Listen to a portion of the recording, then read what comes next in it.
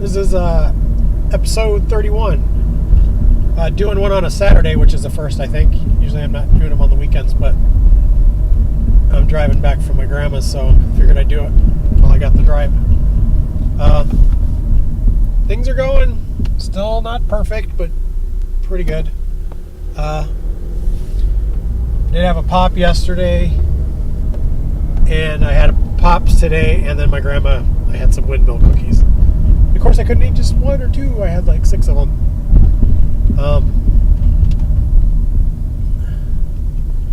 But other than that, I had actually those hamburgers with I still have one left because I could only eat 2 last night. Actually, I ate like 1.5. It's just really gross with that pork belly in it that wasn't, I don't think, cooked all the way. And then the hamburgers were sort of raw inside to begin with. Liver wasn't an issue. And that's when I think so I had pork belly left over and liver because I only made it for one batch of hamburgers. I still have like 16 pounds left I gotta do. And so I think the liver I have left over I'm just gonna cook because I cooked the pork, I fried the pork belly this morning, and I don't understand the fascination with it. Maybe I don't know how to cook it. Maybe it's because it was sliced, because all the pictures I've seen, it's like a slab.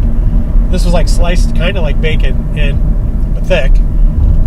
And I mean, it definitely tastes better than when it was raw, where it was like chewing gum. But it just reminds me of like pork rinds. That's kind of what it, like, I think bacon's way better. I don't get it. So anyways, I got that down. It was just like kind of crunchy, flavorless. But then I fried liver in it. Just like, fuck it, why not try it? And I thought it was going to be gross, but I just going to eat, it was like a 3-ounce slice of it. I liked it. I liked it better than the pork belly. So I'm just going to start cooking it, like fry it up in some ghee or something, and it was good. Like weird texture and stuff, but I actually liked it. When I made it before, and the one I did before was grass-fed, so I don't know if that's the difference, or I didn't cook it enough. I don't know. But before I did it with like bacon and onions on top of it, and I didn't like it. It had that really like irony blood taste. This didn't. So this was just fried in like pork fat ghee, and it was good. I liked it. So I'm gonna start doing that more often. That was good. I was listening to some podcasts today, still on the Peak Human. I think Gary Tobbs, and then I think Amber O'Heard's the other one. And from Gary Tobbs, it was basically like I'd read his book before, like Why We Get Fat, which is really good. And I kind of got up this, like I finally got, like, because I have problems with science nowadays, and it's like, why? Like, science is good.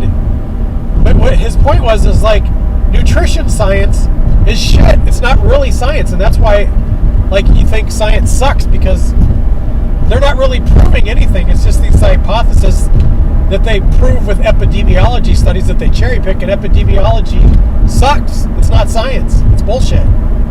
It's basically just associations that aren't really, you can't prove. And that's what they're basing everything off of. And even with the epidemiology studies, they can't prove it.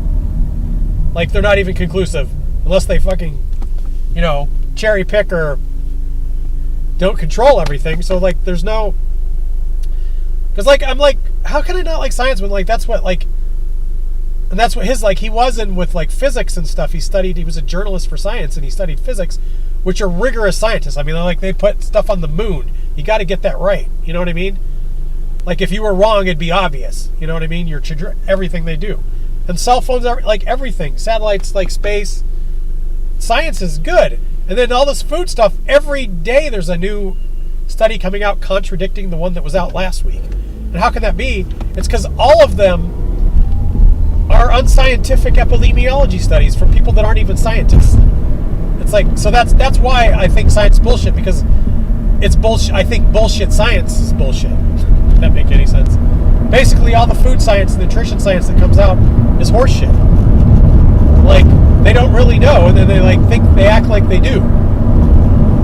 So that's what I take away from that. And then Amber O'Heard was talking about, she does a lot with she's a nutritionist, but like a lot of the brain stuff, like she's an expert on like Alzheimer's.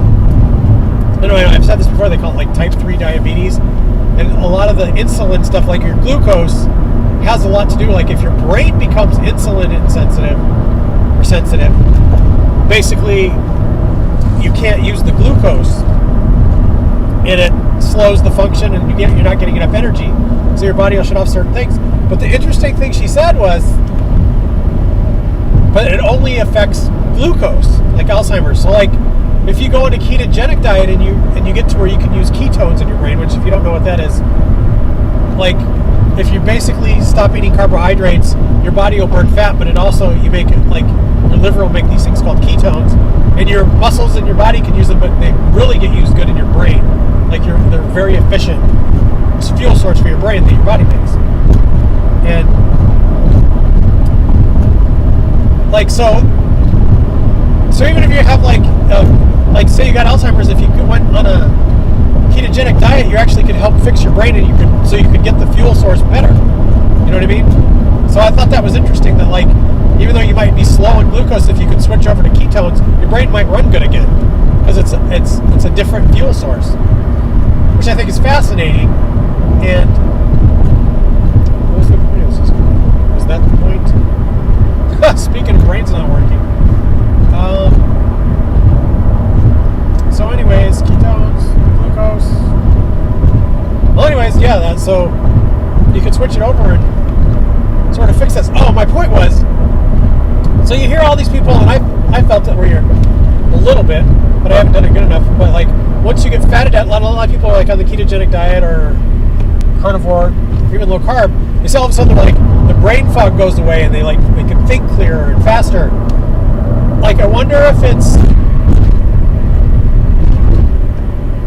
how much of that has to do, maybe your brain is already, that's one thing she says is like with Alzheimer's, that process starts like probably decades before you actually, you're old and you can't remember, you forget, where the actual hardcore symptoms set in, your brain doesn't work anymore.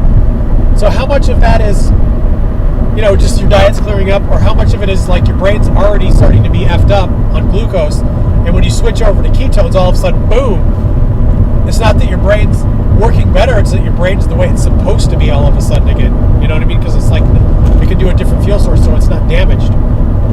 So I wonder how much, like I was just wondering that, like how much of it is